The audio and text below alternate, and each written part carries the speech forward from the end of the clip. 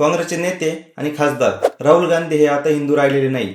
हो, ऐकायला थोडंसं धक्कादायक वाटेल, पण ही घोषणा कोणी ट्रोलर्सने केलेली नाही, तर खुद्द शंकराचार्य अविमुक्तेश्वर सरस्वतींनी केली.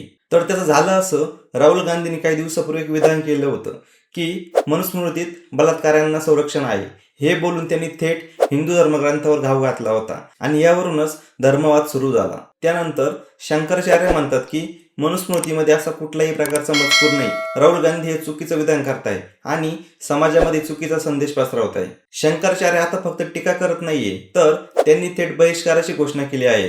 राहुल गांधी हे हिंदू नाहीत, मंदिरामध्ये त्यांना आता प्रवेश नाही, पूजेलाही बसता येणार नाही आणि त्यांना आता सनातनी धर्मामध्ये कुठल्याही प्रकारचं स्थान नाही, असं शंकराचार्यांनी स्पष्ट केलं आहे. या प्रकरणानंतर राहुल गांधी यांना स्पष्टीकरणासाठी 3 महिने दिले गेले आहेत, पण राहुल गांधींनी मात्र मौनच धरलं आहे. यावर शंकराचार्य म्हणतात, सर्व धर्मामध्ये बहिष्काराचा हक्क असतो, तोच वापरून धर्माचं संरक्षण करतोय आम्ही. एकीकडे राहुल गांधी भारत जोडो यात्रा करताय आणि दुसरीकडे धर्माचे मुख्य रक्षक राहुल तोडतोय असा ठपका लावताय. हा वाद फक्त आता धार्मिक नाही, तर राजकीय भूकंपही ठरू शकतो. हिंदू मतदारांवरती याचा काय परिणाम होईल?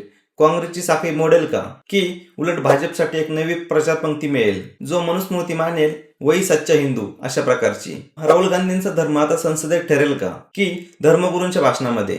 याबद्दल तुम्हाला काय वाटतं? हा बहिष्कार योग्य आहे की अयोग्य, हे आपल्या कमेंट बॉक्समध्ये कमेंट करून नक्की कळवा. आणि अशाच माहितीपूर्ण व्हिडिओसाठी आपला यूट्यूब चॅनल महाराष्ट्र लाईव्हला नक्की सबस्क्राईब करा. भेटूया नवीन व्हिडिओसह. तोपर्यंत जय महाराष्ट्र.